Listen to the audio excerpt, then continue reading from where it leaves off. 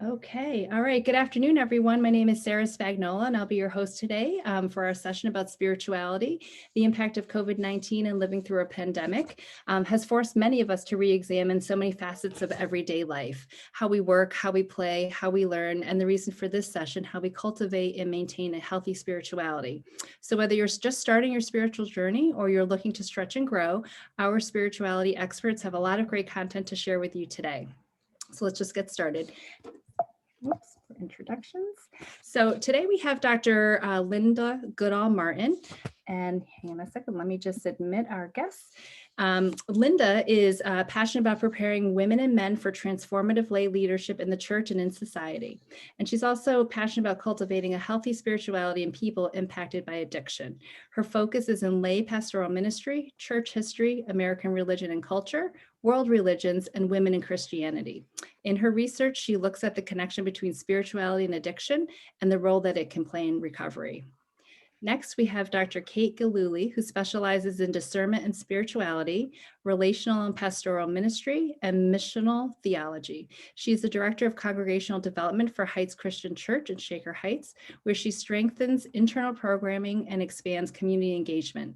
She also directs the Deacon Formation Program and the Lay Preaching College for the Episcopal Diocese of Ohio. Our third expert is Dr. Natalie Weaver. She has guided thousands of students in their journeys into understanding faith, spirituality, meaning, and hope. She's published 5 books and numerous articles. Her style as an instructor is focused on personal attention and creating tailored, rewarding learning experiences. Just let a guest into our room here. Sorry about that. Okay. And then finally, your moderator for today's session is Miss Paula Fitzgerald, the Director of Campus Ministry at Ursuline College. She's been engaged in ministry, retreat leadership, and spiritual direction for more than 20 years and has a passion for fostering opportunities for persons to become more reflective and more loving. Paula, I can't think of a better person to help lead our session today. And with that, I'll turn it over to you. Thank you, Sarah. And good afternoon and welcome to all of our guests today. We're so glad that you have joined us. And I have to tell you, we're in for a real treat during this next hour. We have the opportunity to really hear some beautiful insights from wise women and seasoned professionals. I hope you'll, I know you're going to enjoy this with me. Let me just tell you how the next hour is going to unfold. We have sort of a 2-part framework in which each of the 3 panelists will share. So in the first part, in part 1, each of them will share their approach or maybe how they describe spirituality. After each of them has the opportunity to do that, we'll come back, and part 2 will be an opportunity for each of them to share from their own personal narrative, some practices that have been especially meaningful and important for them, and they will gift us with their experiences with that. Along the way, we'll have a chance to pause, to more deeply digest and share via the chat feature what's resonating with us. So the experience itself, not only learning about contemplation, but also practicing it. And then we'll wrap up towards the end, perhaps with some other opportunities for shared conversation. And I would just say, as we enter into this, I'd invite you to trust the instinct that prompted you to be here, to trust that there is something good that awaits you. And with that, I'm going to turn it over to our first speaker, Dr. Linda Martin. Thanks, Paula. So when I talk about spirituality, I tend to think of it in much broader terms. I think it's much more than religion. And I think that fostering spiritual health requires more than just, but more than belonging to a religious community and going to church. Although that is an integral part of the spirituality of many.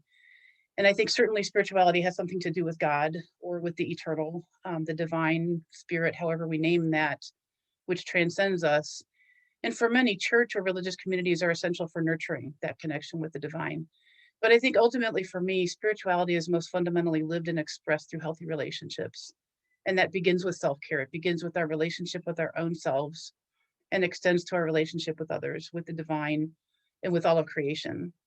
We have fundamental belief systems that help us to make sense of the world and to find meaning and purpose in living.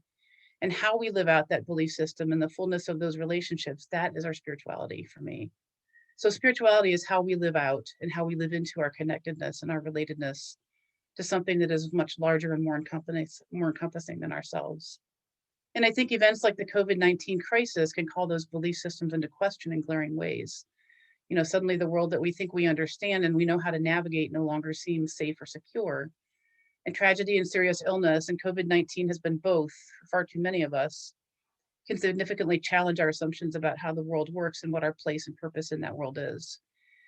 In September of 2020, NBC News reported that the COVID-19 pandemic tests everyone's spiritual well-being, atheists and believers alike. So I absolutely believe COVID has presented a significant challenge to our humanity's spiritual well-being. Thank you. Thanks, Linda. And so now I'm going to pass the baton over to Kate. Thank you. For me, spirituality has to do with our connection to our own souls, that part of us that really makes us us, our essence. And it also has to do with our relationship with the divine, however we understand that. I was raised Unitarian and am now a Christian, so I use the word God, but you might prefer higher being or force for good or mystery. The idea of the divine is that it's something bigger than us, something transcendent. I think a lot of spirituality, in any faith tradition or in no faith tradition, is the willingness to entertain the existential or universal questions that I believe we all ask as human beings. Who am I? What is my purpose? What gives life meaning? For some of us curious types, we find ourselves asking these kinds of questions constantly. And I think in some ways the pandemic has brought these questions to the forefront for many people, as well as some other questions that have been raised.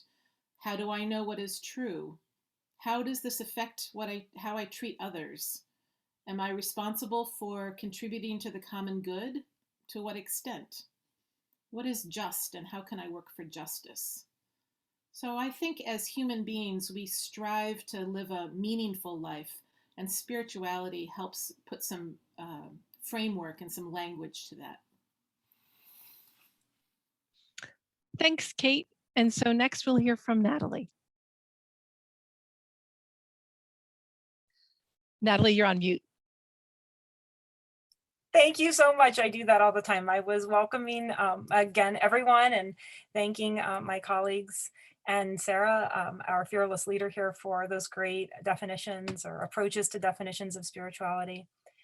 When I was reflecting on this question, what is spirituality, for our meeting today, I found myself reviewing some of the stock and standard definitions and recognizing that they really were not sufficiently encompassing for me of my own understanding of spirituality.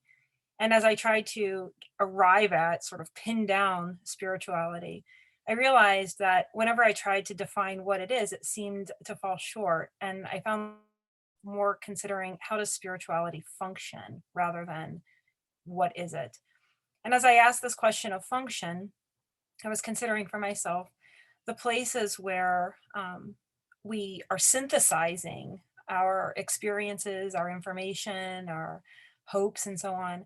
And I kind of landed on some different places of the spiritual function as the great synthesizer of like a deep genetic memory, something in our own bodies that we carry, as well as the memory that we carry historically and culturally in our families, and even within ourselves as persons on a connected journey from cradle to grave.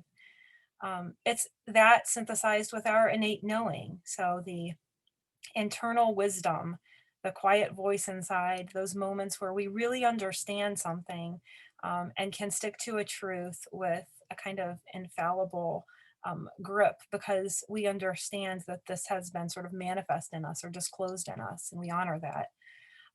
Synthesized with our intellectual journeys and our broadening and increasing and deepening understanding of the sublime in life as we move through various stages and mature and grasp at meaning more and more deeply over the journeys that we take.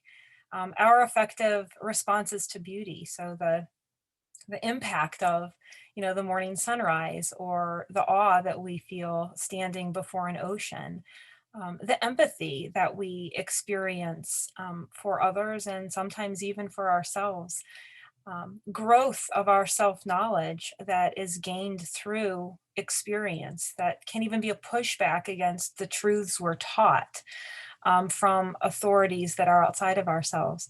All of these things synthesize into a sort of transcendent capacity of the self to hope and to think and to love and to dream beyond the circumstances of our lives. And so while I think that spirituality can and is at the root of and is expressed within religion and religious practices, I think it's more primal than that always.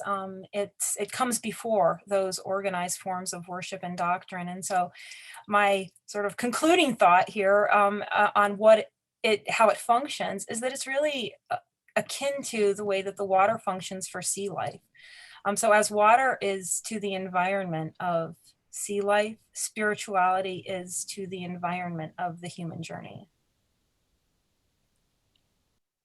Thank you, Natalie. And thanks to each of our panelists for just laying out both distinctive yet complementary approaches to spirituality. So as we go ahead and look at the next slide here, just wanted to check in with you. How do you nourish your spirit? And there's some different suggested or examples of practices. There may be several that aren't on here. So just invite you, if you would like to, use the chat feature, again, in the middle bottom of your screen. And if you want to share with everybody, what are practices that you engage in, if you have any that you would want to just name for our group. So go ahead now and take a minute or two to add things in the chat.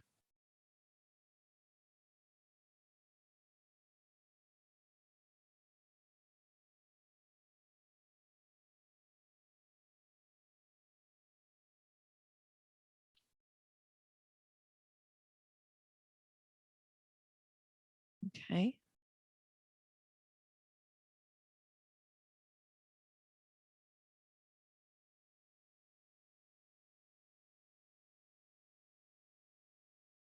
Great, so I see some starting to come in. Give you another minute to type.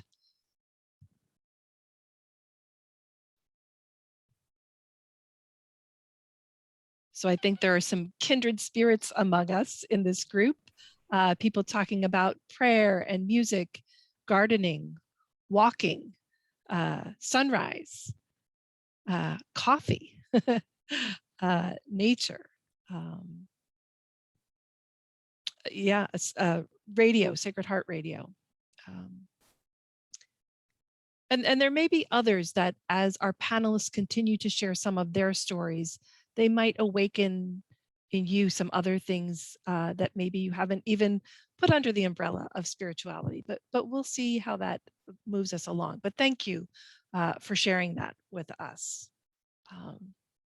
So now we're going to go ahead and move into part 2 of the sessions, in which, again, each of the panelists is going to go a little bit of a deeper dive using their particular narrative and some of their examples and practices.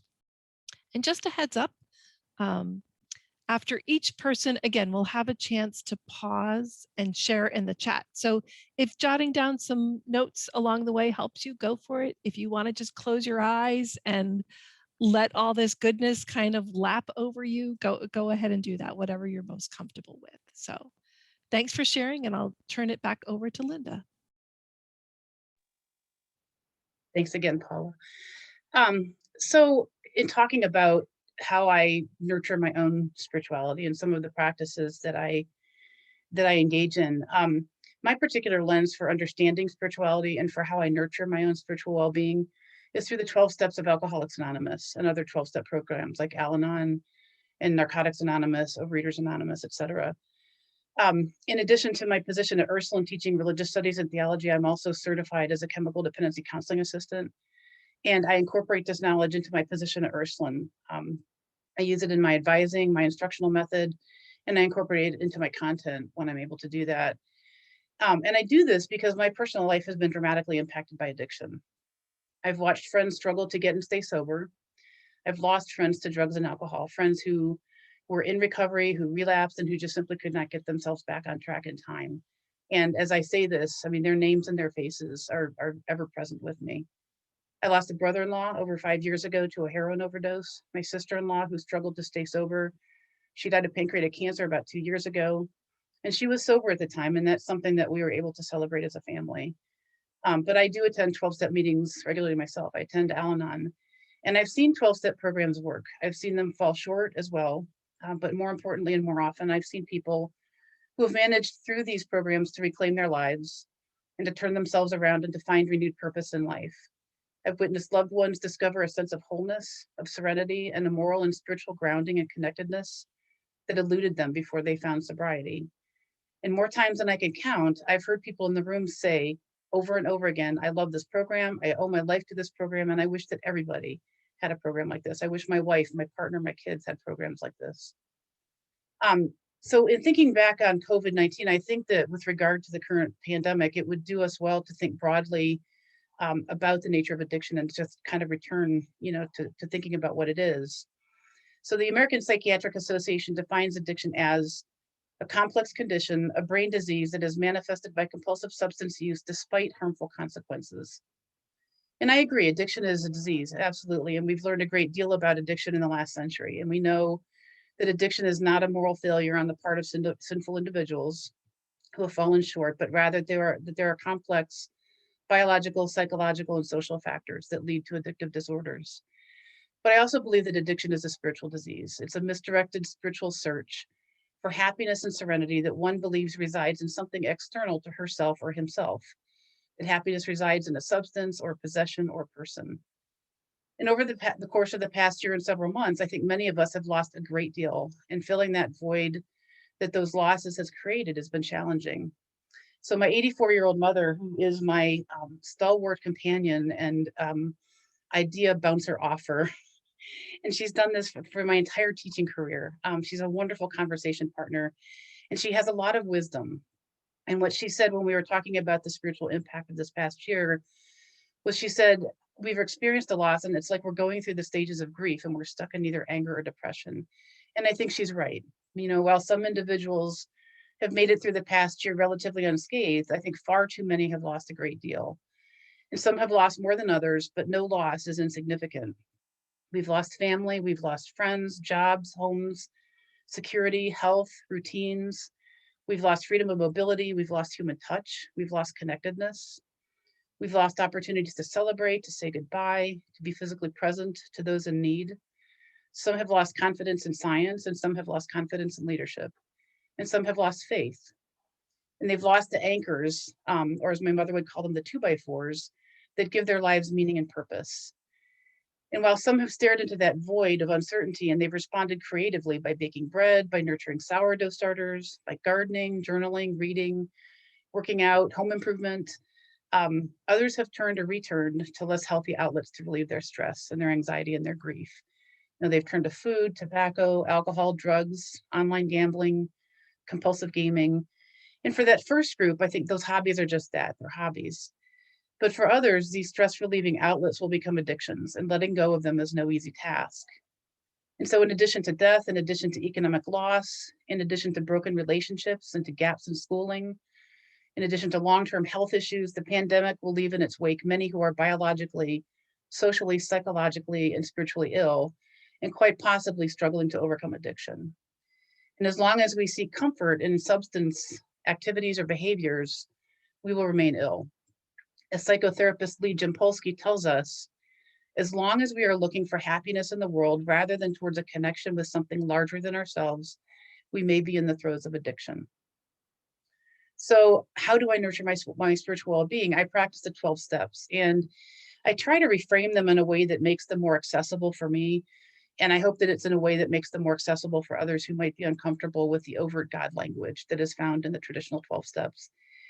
And I say this because I'm absolutely convinced that one of the biggest strengths of 12-step programs is their overt reference to spirituality in the steps. And I think one of the biggest shortcomings of 12-step programs is their overt, discussion of spirituality in the steps. And I think that that's because there's a misconception that spirituality equals religion. And I think even more so, there's a misconception that spirituality equals Christianity, and that is not the case. So I've tried to reframe these steps in a way that makes them much more accessible to people who are uncomfortable with that kind of language. The steps that I'm going to share with you are at their very core about nurturing and sustaining healthy relationships. And I'm going to share them with you in the first person because they're the steps that I practice. So the first step is accept that there are aspects of my life over which I have no control. It's important that I recognize what I do and do not have control over. And ultimately, I only have control over my own actions, my own decisions, and my own responses. And it's important for me to remember that. And I need to remember that every moment of every day. And when I try to control those things over which I have no control, I'm actually giving them control over me. And my life can quickly become unmanageable. The second step is that I recognize and accept that on my own and by myself, I'm incomplete. I need other people in my life, but more importantly, there's something greater than me that gives my life meaning and purpose. And it's important for me to acknowledge what that is and what it is not. However we choose to name it. For some, that something greater than me is God. For others, it's spirit.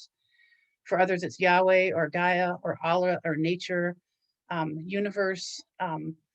But even more importantly, what that something is not, it's not money, it's not food, it's not sex, it's not gambling, it's not drugs or alcohol, it's not fame or recognition. It is not a finite thing that's created by human beings, but rather it is whatever is my source of being. And only it can give my life purpose and meaning. And then the third step is to make a conscious choice to let go of those things that I have no control over and turn my incompleteness and my emptiness over to the care of that which is greater than me, to that which transcends me. And this means accepting and affirming that there is purpose and value and meaning to my life, even when I'm in turmoil and even when I don't necessarily understand or know what that purpose is. The fourth step then is to take inventory of the relationships in my life. To look at my relationship with myself, my own self-care, my relationship with my source, my relationship with my friends and my family and my colleagues. And to ask myself, how have I nurtured those relationships? How have I sustained those relationships? And how have I damaged those relationships? The fifth step then is for me to share my insights and my discoveries with a confidant, with somebody that I trust unconditionally, with somebody who will listen actively, openly, and non-judgmentally.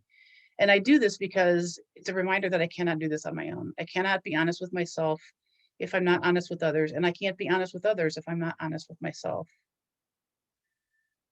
The sixth step is to be willing and ready to change and to grow, to accept that I'm enough, and at the same time to accept that there is and there always will be room for growth, and that I'm always a work in progress. The seventh step is to be humble and ask spirit, God, universe, however I name it, but to ask for help and to acknowledge that I'm ready to let go of things and behaviors that have held me back, that have ruptured my relationship with myself and with others.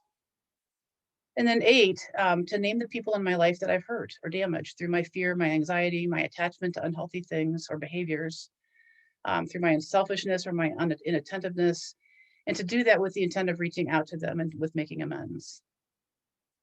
The 9th step then is to reach out to those people that I've hurt in an effort to try to repair those relationships that have been damaged.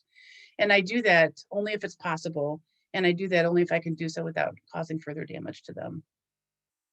The 10th step is to continue to take a daily inventory of my actions. And if I've made a mistake, I need to admit to it and seek to make things right. The 11th step is to practice contemplation and meditation.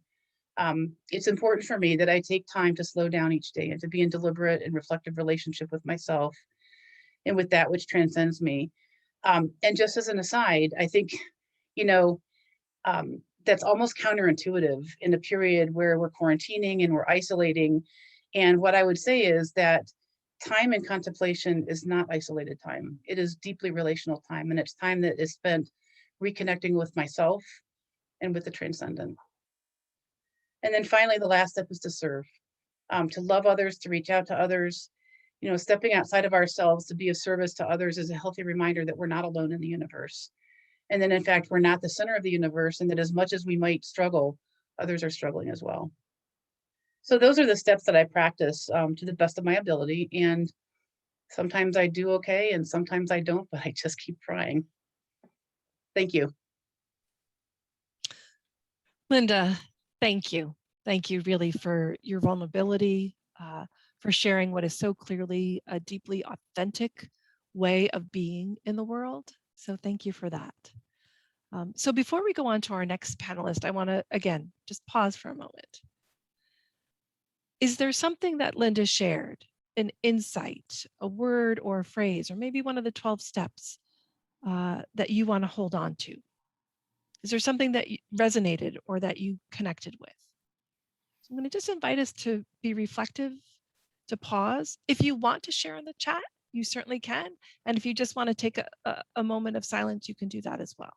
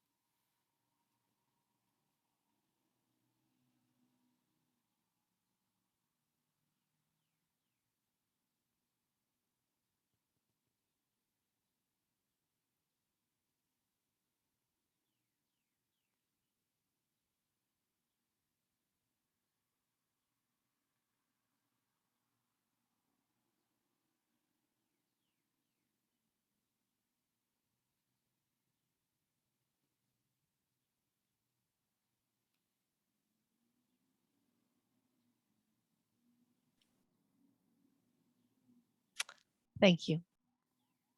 So we're going to move on now to our next panelist. I'm going to invite Kate to share her story. Thank you so much.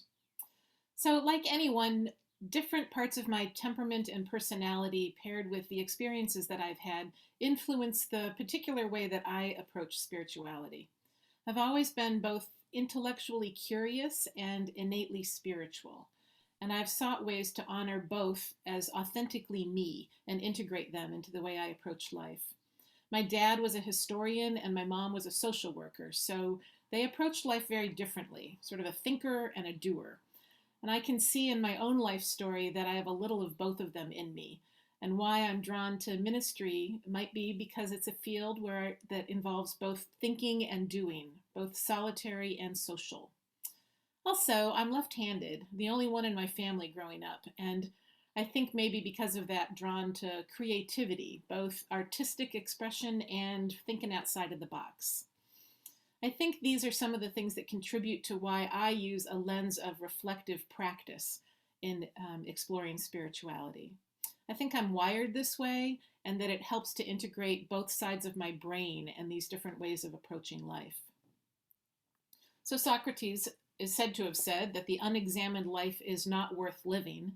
And I'm not sure if that's true, but I do think that the examined life is richer and much more interesting and fun. I like to spend time thinking about the meaning of life and considering what I want to put into life and what I'm hoping to get out of it, and reflecting on things that I read or see or that happen to me. And I think that we all do this all of the time, whether we realize it or not, whether intentionally or not, structured or not. So reflective practice or theological reflection can help me discern what matters and determine what the next steps for me to take might be. In this process, we ask a lot of different kinds of questions, including some spiritual questions, but we don't ask God or anyone for the answer. Rather, we might end up with more questions than when we started. We might ask, what do I think is true about this matter? Or where might the sacred be in the midst of all of this? Or what's the next right step to take? So this type of spiritual practice has a structure to it, but it also allows for a lot of flexibility. And in asking our questions, we can consider the wisdom that can be gleaned from different perspectives or sources in our life. And we can put those different voices into conversation with each other. So we consider what our own experience tells us, what sacred texts and holy teaching might tell us, how our societal culture views it, and then we can articulate our own beliefs about it. And by bringing these different voices together, we can examine an event or a story from different angles and see how they inform each other. And then we can ask the so what question. What do I think and feel about all of this? And the now what question. Now that I've fully reflected, is there something I feel called to do or try or be? How does this reflection inform my future behavior? Sometimes we go down these roads and we can get very serious. I mean, these are big life questions we're wrestling with. And when that happens, we often have a tendency to close down the conversation rather than opening it up. This can be a good time to employ David Ford's 5 moods to expand our thinking. David C. Ford is a theologian who has written both on the history of Christian thought and on the future of theology. And he suggests that too often theology gets boiled down just to affirmation of beliefs, sometimes called orthodoxy, and imperatives, those things that we must do or must not do, sometimes called orthopraxy. Ford says that that kind of thinking is two-dimensional, it's too flat for human beings, and that we should be asking more and different kinds of questions. So he uses the language of moods from grammar to expand our reflections. In addition to the indicative, affirmation of what we believe, and the imperative, what we must or must not do, we can consider 3 more. We can talk together about raising questions and naming our doubts, exploring possibilities of what could be, and desiring and hope. What do we yearn for? By approaching our reflection with more types of questions, we can enhance and expand our possibilities and our opportunities for action.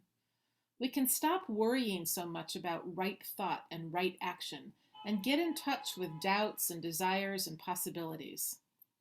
I like to think of it like a diamond with many facets and angles reflecting light in surprising and beautiful ways. This feels like an authentic way to reflect for me, one that honors who I am and what I believe, and still opens up new possibilities. There's room for different thoughts here. And while this can feel like internal work, it has benefits for how we interact with the world around us. Because the more we get in touch with our own underlying operating assumptions, the better we can articulate our values and beliefs to others and why we hold those things dear. And that helps us relate to others with compassion instead of judgment. We can claim our own position on matters and explain how we got there, and then listen as others do the same. When we communicate in this matter, clarity takes priority over uniformity. We do not all need to believe the same way. We can understand and honor differences without feeling threatened or attacking others. And I believe this is sorely needed in our society, particularly today. I've found this to be really important work in the pastoral counseling and ministry development courses that I teach. As students learn to recognize the source of their own deeply held beliefs, they're able to enter into conversation more peaceably with folks who have different perspectives. That clarity that comes from this type of deep reflection can offer a sense of peace and a way forward for all of us. So even if we can't solve the huge problems of the world, we can find a way to be part of the solution in our own small way. In a time of great overwhelm like now, this brings me comfort to focus on what I can do. We can live more authentically into who we were meant to be, interact with others in peaceful and life-giving ways, and contribute to the common good. We can have integrity where our outer actions are aligned with our core values. So I'll share an example of this kind of reflective practice in my own life, and you can listen for these different types of questions and the different sources that I consult, just even in this kind of thinking. So let's say I see an event that's publicizing a protest for justice reform. And I think about what I've heard recently about our criminal justice system, the courts and the jails, etc. I can't at the moment think of anybody that I know personally who is in jail. In fact, I don't actually know much about that segment of society at all. I do realize that there's been something about the local jail in the news pretty much constantly recently. Terrible living conditions, alleged corruption, COVID outbreaks, etc. And I think about the book Just Mercy by Brian Stevenson and how moving it was to read that book. I think about the biblical injunction to visit those in prison, and I start to feel guilty because I've never done that. And then I remember my sister, who's an English teacher in Minnesota, and how she has been volunteering in the prison in her state. And so I resolved to become more aware and more connected with this issue, to attend the protest, and to ask my sister the next time we talk to tell me about her teaching experience in the prison system. The more I think about it, the more I realize I want to discuss this matter with others. And so I decide to invite some friends to watch the movie and have a conversation about it afterwards. And as I reach these conclusions and find a way forward, I realize that it feels good to think outside of myself, to stretch myself and to grow in understanding and compassion. As I said, I think we do this type of reflection on our own in daily life all the time. I often do it in the car when I'm driving, or even when I'm going for a walk. But when we're intentional about it, it can kind of seem like a form of work. It can be challenging, and it can have its serious moments. So it's recommended that even if we take this process seriously, we also hold it lightly. One way to do that is to approach this as a type of play. This approach is argued quite convincingly by James and Evelyn Whitehead, but I don't think I needed any convincing because I think play is underrated for adults. We understand, at least intellectually, that children benefit from play. Some say that their play is their work and how they learn. And through play, they are able to try things on, try out different roles and possibilities, act out their thoughts and feelings, and solve problems. And so I think play can be beneficial for adults for some of these same reasons. It does more than just keep us young or help us not take ourselves too seriously. Play opens up channels of creativity in us and help us imagine things we cannot yet see. Play is generative and energizing and gives us fuel for more ideas and thinking outside the box. So some definitions of play from the Oxford English Dictionary relate directly to reflective practices and help us see the benefits of play for adults. One is the action of lightly and briskly wielding or plying. So this idea of holding lightly. And then also free action, freedom, opportunity, room for action. This idea of freedom and movement. And then of course, enjoyment, joy, delight. So play offers us an opportunity to get out of just in our heads and into doing something. The freedom of spontaneity, a chance to improvise and to act. And after so much staying home and sitting and being on Zoom, action and spontaneity sound delicious. Best of all, play makes room for pleasure and delight, and for that which is life-giving, which I think is extraordinarily important. And I can't think of anything more meaningful than that. So I invite you to play with spiritual reflection as a practice, one that honors who you are, asks the really big questions, takes things seriously, but also holds them lightly, and can open up new insight and creativity and delight for you. Kate, thank you so much. There's a joy and a liveliness in your sharing this applied way of engaging with spirituality. So thank you for giving us insight into this approach. So we're back to our pause. So again, going to invite you to just reflect on everything that Kate shared. What do you want to hold on to? What was meaningful, insightful, or significant for you? And if that's something you want to share in the chat, go ahead. Or if you just want to take a moment to let that deepen into your heart and soul, let's take a moment to do that.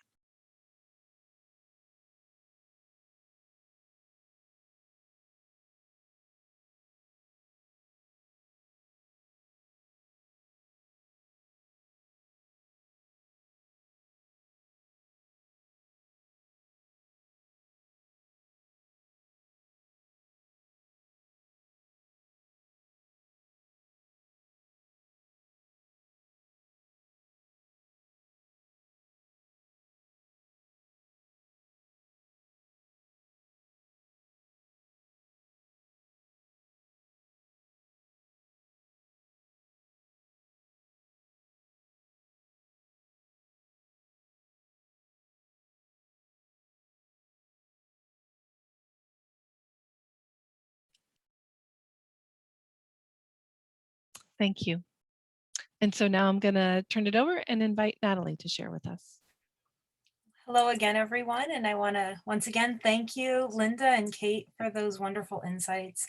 I find you both very inspiring. So I'm just really appreciative of the opportunity to learn from you as well.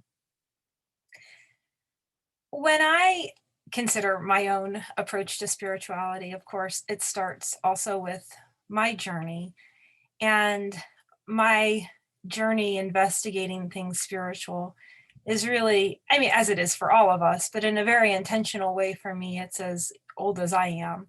My life was formed at the outset from my experience of church, particularly with my mom, who was the organist at our church and had us there every Saturday. It was a Seventh-day Adventist church. And I really didn't like going a lot of the time. I mostly felt the tug of my pantyhose pulling down toward my knees and the uncomfortable patent leather shoes that I would have to wear, and sitting by myself sometimes when my mom went up to play. But that experience was juxtaposed with the wonderful and loving experience of my mother's hand tickling my back or stroking my hair, or holding my hand, or even letting me rest in her lap and take a little nap. The services were really long. And so I had this interesting immersion and experience in a church community, but it was mostly defined not by what I heard, but by the love that I felt from my mom. And I did, however, pay attention to what I was hearing, I suppose, while I was dozing in between naps. And I didn't always agree with the things that I heard. And so that kind of left me querying. And that query was, I think, intensified by this, one-off pamphlet that was left on our windshield one day at the grocery or something. And it was a trifold that had an image of Jesus, and he was oversized, taller than a house, but knocking on a door, sort of bent down, sort of a giant peeking in a window. And this really struck me as an interesting, conception. What does this mean? This, oversized man knocking on the door. And I kind of felt that knocking in myself. I thought, well, maybe it's my heart that's being knocked upon, or how do you open that door? How can he fit in? He's so big. So I think I was engaged in a very early theological inquiry by those experiences. And they led me into an extremely active youth of reading in all of the world's religions. And then, of course, studying throughout my whole professional preparation in the various faith traditions, and particularly in Catholic theology. And so I came to my teaching position, several decades ago with, armed with this great bed of knowledge. And at the first semester I taught, I was assigned a course on the theology of suffering and dying. And I'd had no courses or anything on this. And at that point in my life, I really hadn't gone through too much of, that kind of experience. And I realized, looking at this classroom of students, that I couldn't tell them about their experience of suffering and dying. And I needed to rely on some kind of different bed of wisdom to speak from. And so little by little, I learned that the way that we best approach these kinds of topics is by discovering truth through a kind of intentional, applied awareness and exercise and practice of our own self, attending to the world really thoughtfully and really engaged. And to discover truth through our own experiences and challenges. My greatest teachers have ultimately become, I suppose, in addition to my mother, I have to give her first credit, but marriage and parenthood, and the loss of my father and my grandfather, burying people that I loved, my experience of being a child daughter, but an adult daughter, my professional life and its ups and downs. There's a moment when you're first hired and you're shiny and new and bright. And then there's a moment when you're sort of long in the tooth and you're wondering, how do I fit here anymore? And I think looking at those wins and losses and discovering who I am in that has given me a far greater range and depth and authenticity in developing as a human being and therefore encountering others. And in that, I kind of made the switch where I discovered that the best way that I can teach, the best way that I can research, the best way that I can pray is through attending to those internal experiences of myself and then voicing them in that way. I was a better theologian in my art than I was maybe in my writing. I was a better theologian in my poetry than I was in my, formal prose. And in modeling this, I've been able to sort of invite others to explore. And I think this really ties a lot with what Kate was saying, and to play creatively with their own potentialities and to give space and voice. Now, doing that takes a bit of courage. One of the things I have found to the important and paying attention to is my dreaming. At the top here in this picture, you see this elephant-faced figure, which is the Hindu god Ganesha. And I started dreaming about Ganesha a few years ago, and I was so caught in this, and I thought, I really need to talk about this in some way. And so I thought the first thing I need to do is make a representation as a sort of meditation and prayer for myself. And this picture is here shown not because it's such a great work of art, but because the meditative process of building this multimedia piece for myself taught me something really important about my doctrine of God. I didn't realize before that I had excluded favor, that I had excluded abundance, that I had excluded delight, that I had excluded richness and reward and the removing of obstacles. I had a burdened concept of God. And I guess some part of me was saying, hey, Nat, pay attention to this. There's something else to discover here. And in the lower left there, you see kind of a self-portrait that I submitted to the Ursuline Art Show during the pandemic on self-portraiture, on breathing. And I found making a representation of myself in that way gave me an opportunity to kind of honor myself and to see myself through a different lens and a favored lens, a lens that upheld and celebrated myself. And now I will engage students sometimes in the opportunity of doing self-portraits of the self as saints or as a divine figure, to be able to see the divine within rather than to see it sort of projected out. It's a lifelong process of discovering one's spirituality that truly involves an intentional effort at integrating and attending to memory, your internal knowing, your intellectual growth, your responsivity to beauty and empathy and experience, and your dreams and aspirations. When I tried to pull this together for our talk today, and I was posed this sort of notion, how would I guide others? I thought, well, what is it that I've actually done in this time? How have I moved in these years of my life so far, from that little child, tugging at my pantyhose in church, to this professor who speaks to people about their suffering and dying, and now sits sometimes at the bedside of people who are going through that process. And I came up with this. This is what I do. It's not a clever acronym or anything like that, but this is what I do. the first thing I do is that I study. Now, I realize this is back to the books, but what I mean here is attend to those things that you know you've learned. Look at them, evaluate them, question them. They're not valuable just because somebody told you it. It's not important just because it's old. Sometimes we need to engage that critically and to fearlessly ask questions. I would say even courageously face down the things that we fear might change our minds. I have a student right now who's just this wonderful human being, and she's always asking, am I a heretic? Am I doing something heretical? And I think it's a wonderful expression of her courage to encounter doubt and to allow that disruption to lead her to deeper truths and insights, and actually to land somewhere which is more authentic for herself. And I thought sometimes that means we fall. And I thought about this word fall because it sounds kind of like we're going down, right? And I thought, is that the right word? And then I thought, yeah, it is. Because sometimes we do have to go down. I mean, in the humbling process, we have to trip and stumble and really to face the fear of failure, to fail, because it's going to happen. And even if we don't, fail at our jobs or something will fail in us, eventually our bodies. And so going down those rabbit holes and seeing where they might lead us, they guide us to one thing over and over again, which is that at the other side of that, you're still there. It's still you, the resilient you, who are landing, and you can trust yourself when you get there.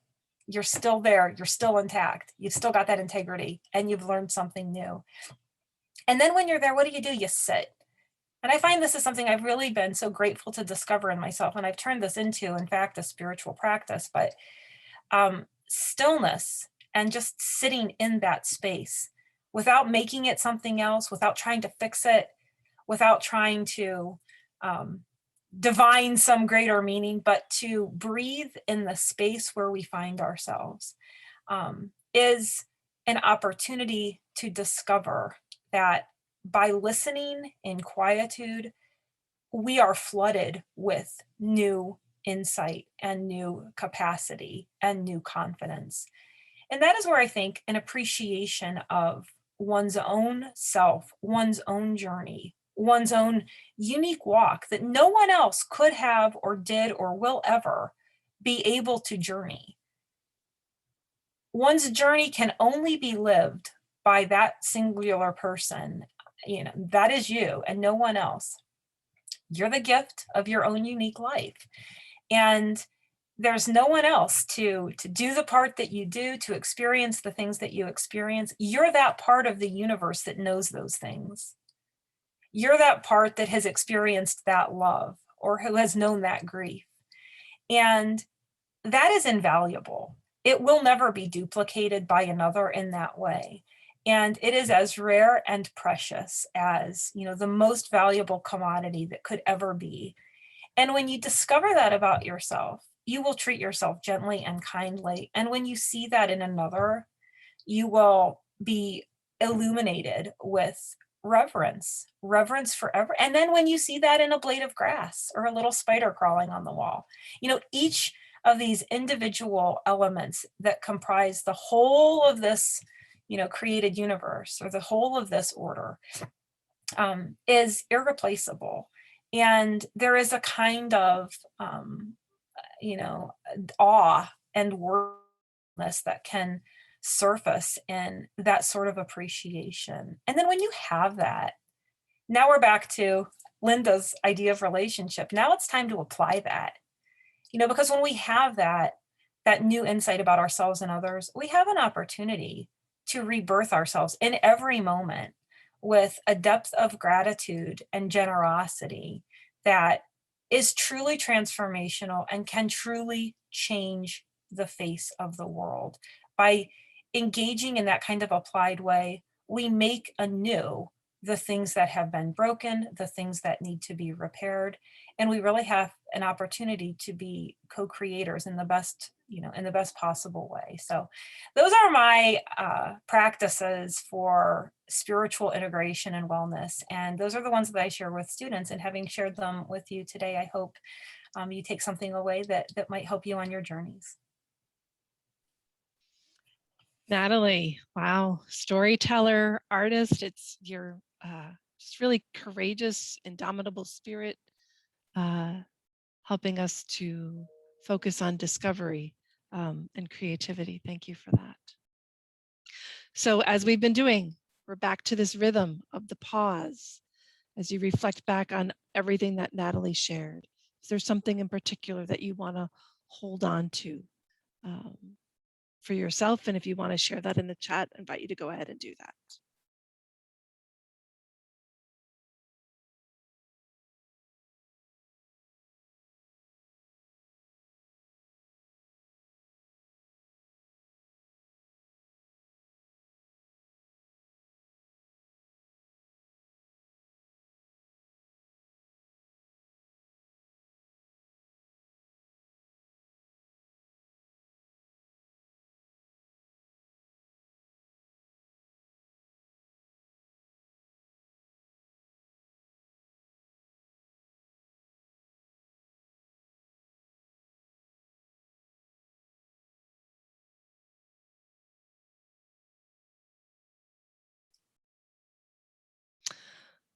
Thank you.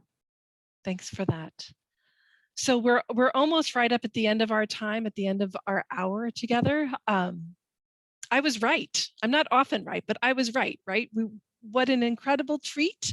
What a privilege to spend an hour of our life in this way, reflecting on learning from 3 incredible women and their lifelong journeys. Again, so distinct and yet so much overlap. In just this brief bit of time, I do just want to, invite and acknowledge those of you who've joined us for this.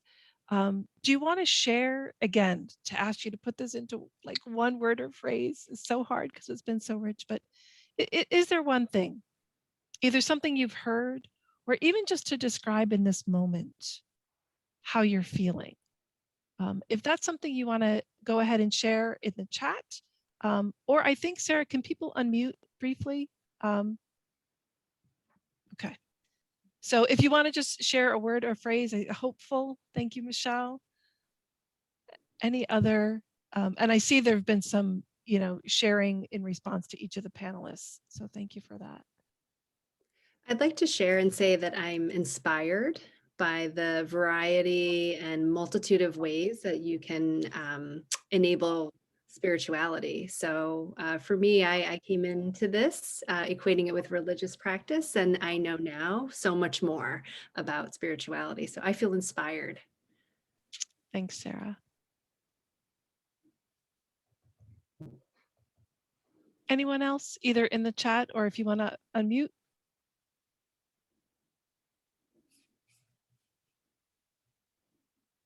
Yes.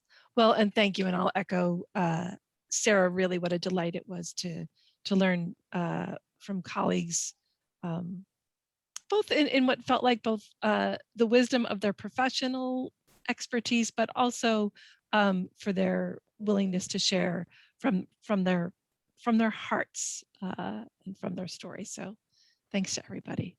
Sarah? All right. Well, thank you so much for attending our session today about spirituality.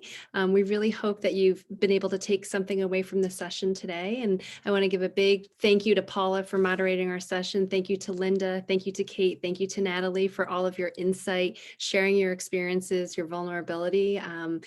They're such beautiful stories. So I do want to let you know that we will send a link to this session today that in an email, as well as a link to a survey. We'd love to know what you thought of our session. It helps us develop more content in a much more dynamic way based on your feedback. So thank you again for attending our session today, and we hope to see you again